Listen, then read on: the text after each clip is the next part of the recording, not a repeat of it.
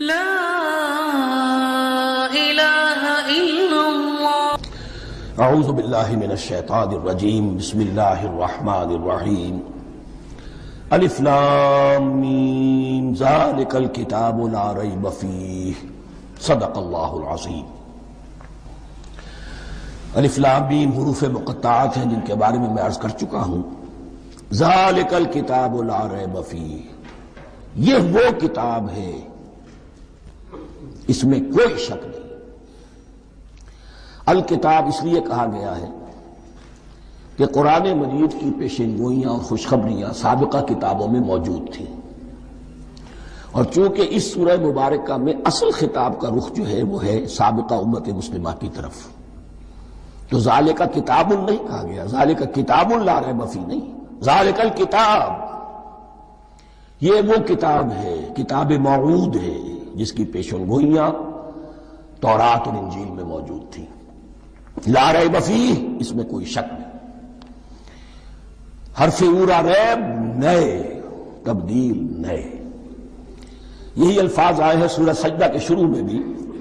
الف لام میم تنزیل الکتاب لا ریب فیہ رب العالمین، لا ریب فیہ من رب العالمین، فیہ ھدی للمتقین. فیہ دونوں طرف مل سکتا ہے. لا ریب فیہ اسے معانقہ کہتے ہیں. لا ریب فیہ پڑھیں گے تو ھدی سے شروع کر دیں گے، لا ریب پر ختم کر دیں گے تو فیہ ھدی للمتقین. یہ دونوں معنی درست ہوں گے.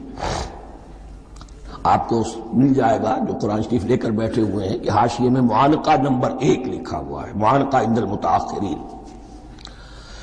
ھدی للمتقین یہ ہدایت ہے، رہنمائی ہے اہل تقویٰ میں جو بچنا چاہیں. تقویٰ کا اصل مفہوم سمجھ، بقا یقی کسی کو بچانا، تقویٰ خود بچنا.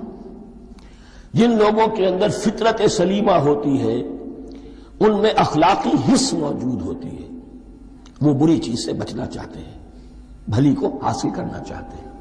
وہ لوگ ہیں کہ جو گویا کہ اس قرآن کا اصل مخاطب ہے، وہی اس سے استفادہ کر سکیں گے. الذین یؤمنون بالغیب، اب ان کے کچھ اوصاف یہ اصل میں بہت زیادہ واضح ہوتا ہے تعویل خاص کے اعتبار سے کہ دیکھ لو درخت کو اپنے پھل سے پہچانتے ہیں. اس قرآن کے پھل موجود ہیں نا، یہ ابو بکر اور عمر اور عثمان اور علی کون ہیں؟ یہ جو مہاجرین آئے ہیں چل کر، مدینے والوں دیکھو یہ کون ہیں، ان کی شخصیتیں کیا ہیں، ان کا کردار کیا ہے، ان کے اوصاف کیا ہے، یہ کس درخت کے پھل ہیں. یہ اس بینہ کے پھل ہیں، یہ اس ذکرہ کے پھل ہیں. بینہ رسول من اللہ یتلو صحفا مطہرۃ فیہا کتب قیمہ، یہ اس شجرہ مبارکہ کے پھل ہیں. دیکھ لو ان کے کیا شب و روز ہیں. الذین یؤمنون بالغیب، جو غیب پر ایمان رکھتے ہیں. تعویل عام کے اعتبار سے اس کا بہت اہم مفہوم ہوگا جو یہ طے کر لے کہ سوائے مادے کی دنیا کے مجھے اس سے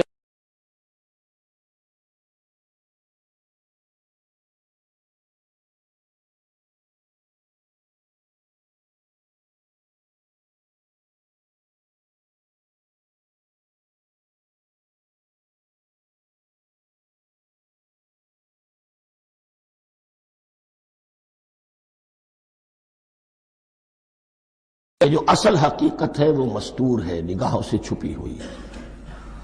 سامنے جو کچھ نظر آ رہا ہے،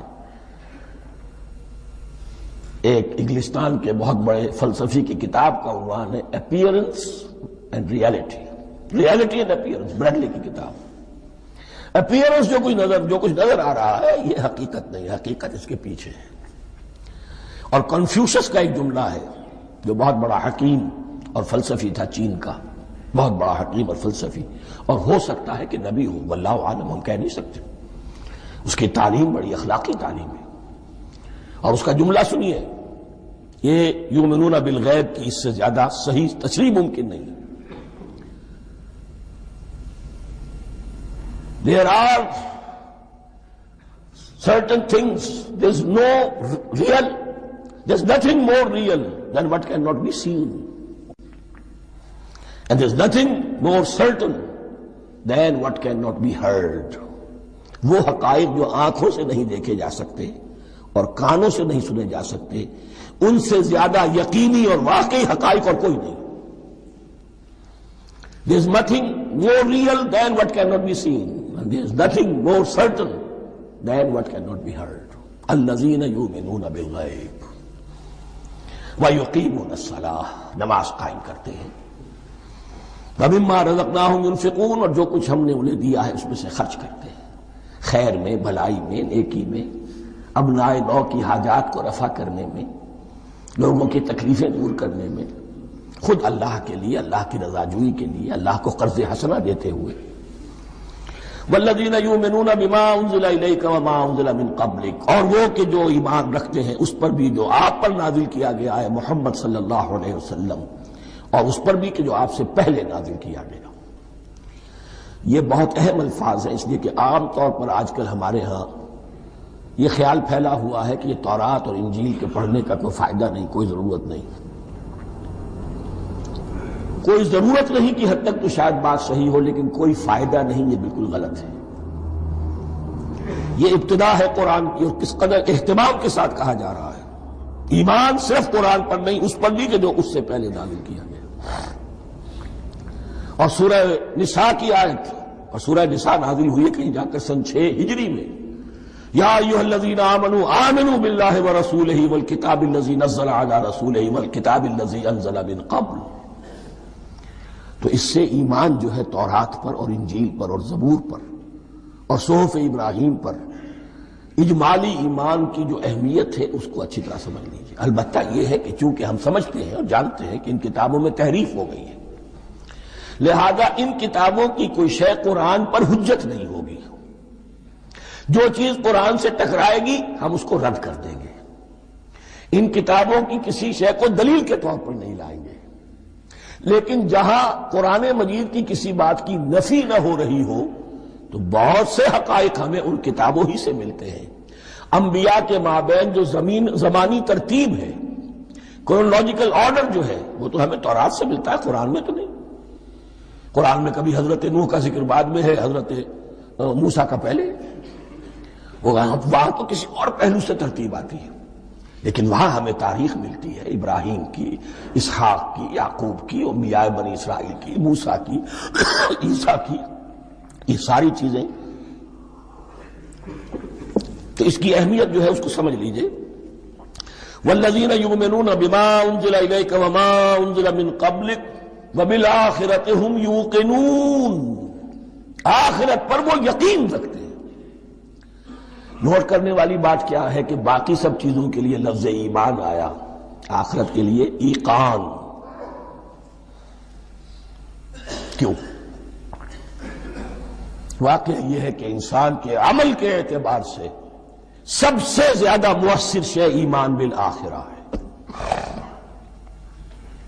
ایمان بالآخرہ ہے تو عمل سیدھا رہے گا کہ ہاں مجھے جواب دہی کرنی ہے، جانا ہے، اٹھنا ہے، اللہ کے حضور حاضری ہے.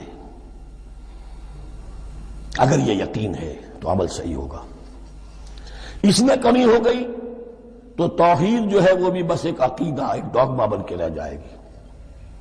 ایمان بالرسالت بھی بدعات کو جنم دے گا. عید میلاد نبی منا لیجئے، اور کچھ عشقیہ اشعار کہہ دیجئے، نعتیہ اشعار کہہ دیجئے، اللہ اللہ خیر صلی اللہ، یہ ایمان بالرسالت کے مظہر ہوں گے. عمل انسان کا درست ہوتا ہے آخرت کے یقین کے ساتھ. وبالآخرۃ ھم یوقنون، آخرت پر انہی کا یقین ہے، انہی کا یقین ہے. یہ حصر بھی ہے اس اعتبار سے کہ یہودی میں مدعی تھے کہ ہم آخرت پر یقین رکھتے ہیں، یہاں کنٹراسٹ دکھایا جا رہا ہے، آخرت پر یقین رکھنے والے یہ لوگ ہیں. اور تعویل خاص کے اعتبار سے وہ لوگ موجود ہیں تمہاری نگاہوں کے سامنے. 13 برس کی محنت کی کمائی محمد الرسول اللہ صلی اللہ علیہ وسلم کی، اس کتاب کی، یتلو علیہم آیاتہ ویزکیہم ویعلمہم الکتاب والحکمہ، اس کا جو نتیجہ ہے وہ تمہارے سامنے. اولئک علی ھدی من ربہم، یہ وہ لوگ ہیں جو اپنے رب کی طرف سے ہدایت پر ہیں. وہ ابتدائی ہدایت بھی ان کے پاس تھی، اور یہ تکمیلی ہدایت بھی، قرآن پر بھی ان کا یقین پورا ہے، اور محمد کا اتباع بھی وہ کر رہے ہیں. وَأُولَٰئِكَ هُمُ الْمُفْلِحُونَ، اور یہی وہ لوگ ہیں جو فلاح پانے والے ہیں. فلاح کا لفظ بھی قرآن مجید کی بڑی اہم اصطلاح ہے. منزل مراد کو پہنچ جانا، کسی باطنی حقیقت کا عیا ہو جانا۔ اسی لیے اس پر پھر گفتگو انشاءاللہ ہوگی سورہ مومنون کے شروع میں، لیکن یہ کہ فلاح پانے والے، کامیاب ہونے والے اصل میں یہی لوگ ہیں۔ تو گویا کہ تعویل خاص میں صحابہ کرام کی طرف اشارہ ہو گیا، تعویل عام میں ہر شخص کو بتا دیا گیا اگر قرآن کی ہدایت سے مستفید ہونا ہے تو یہ اوصاف اپنے اندر پیدا کرو۔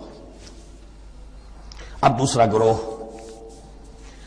ان الذین کفروا سواء علیہم انذرتہم ام لم تنذرہم لا یؤمنون، یقیناً جن لوگوں نے کفر کیا، اور یہاں مراد کیا ہے؟